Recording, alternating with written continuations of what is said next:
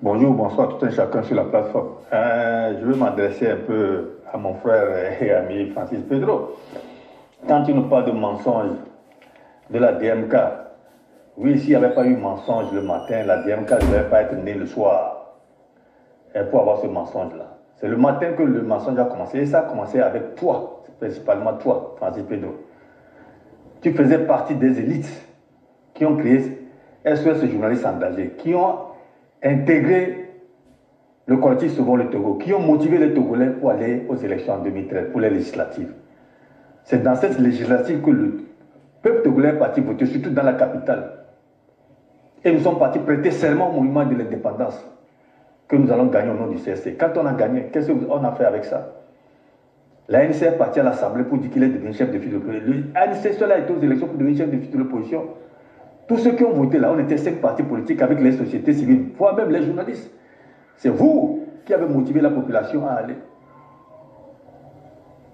Dans une capitale, sur 10 députés, nous avons gagné 7 députés. Ça fait 70%. Arc-en-Ciel aussi a gagné 1. Pour ne pas dire Arc-en-Ciel aussi fait partie de l'opposition. Arc-en-Ciel plus CST journaliste engagé et plus collectif sur le Togo, ça fait 8. Ça fait 8 sur 10 unis là avant de gagner. Ça veut dire 80% de la population togolaise dans la capitale a voté pour l'opposition. Ce qui veut dire dans une capitale, quand on vote pour vous comme ça, ce qui veut dire tous les intellectuels, toutes les religions, tous les ethnies se trouvent dans la capitale. C'est eux qui ont voté pour l'opposition. Vous savez, automatiquement, l'opposition a le pouvoir. Puisqu'en 2015, on devait aller aux élections. Nous avons voulu qu'on garde encore toujours le CST collectif Sauvons le Togo, mais on change maintenant coalition Sauvons le Togo pour que l'arc-en-ciel puisse nous rejoindre. Pour qu'en 2015, on puisse choisir un candidat unique. Mais avec votre manigance, arrivé à l'Assemblée, vous dites que vous êtes ANC, le groupe parlementaire ANC a dit aussi se sépare, et ce n'est plus le CST. Normalement, le chef de file de l'opposition revenait à Azavangos.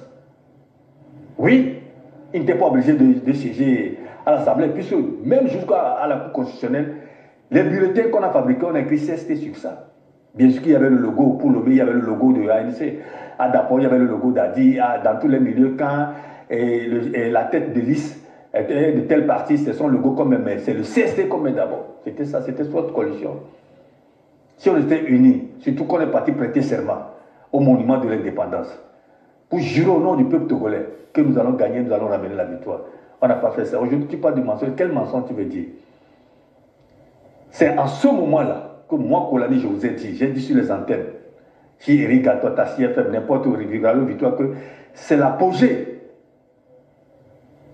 de ANC, pour ne pas dire Jean-Pierre Fabre. Et c'est son déclin. Il a atteint son apogée. Chef de file de l'opposition, il a volé ça, il a triché, il a usurpé. Il va chuter, il ne va plus monter. Aujourd'hui, il se retrouve dans un petit arrondissement qui se dit, mais il n'a même pas honte. Un chef de file de l'opposition qui est. Or, vous tous là, qui êtes dans la ANC là,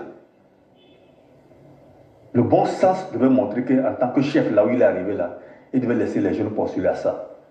Mais le gourmandisme, le mensonge, c'est là où il a mené. Aujourd'hui, tu parles de la DMK. La DMK est née pourquoi? C'est parce que vous qui avez raté que la DMK est née. Et aujourd'hui, tu parles du mensonge. Tu vas beaucoup m'excuser.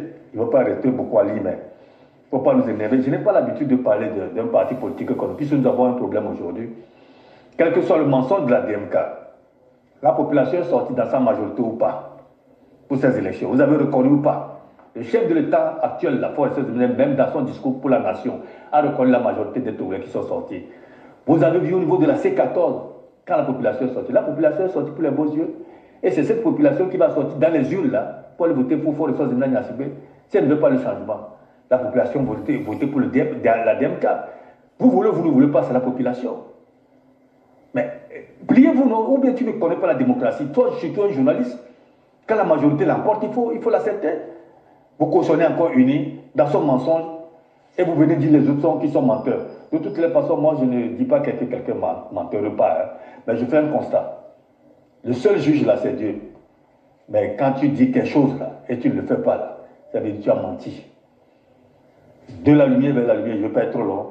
Mais toi, Francis Pedro, il faut te reconvertir. Fais mea culpa au peuple togolais. Je vous en prie. Et il faut se repartir, il faut faire la mea culpa. Bien se confesser au peuple togolais. que tu les aies trompés en tant que journaliste. Et même pour ne pas dire votre groupe, la SOS journaliste en danger à l'époque, là, venez faire mea culpa, que vous n'avez pas su avant de nous amener à bateau. Moi, aujourd'hui, là, je devais chercher quoi au niveau de CST. Si ce n'était pas vous qui avez monté sur les antennes, et on a cru en vous, on a dit à la population, écoutez, chez Zasta, ils vont nous faire sortir de l'ornière. Voici comment vous nous amenez. Et aujourd'hui, vous voulez encore nous amener plus. Oh, la vérité, là, heureusement que c'est le 21e siècle, l'heure de la lumière. De la lumière vers la lumière, c'est M. Kolani ou Francis Pedro. Merci.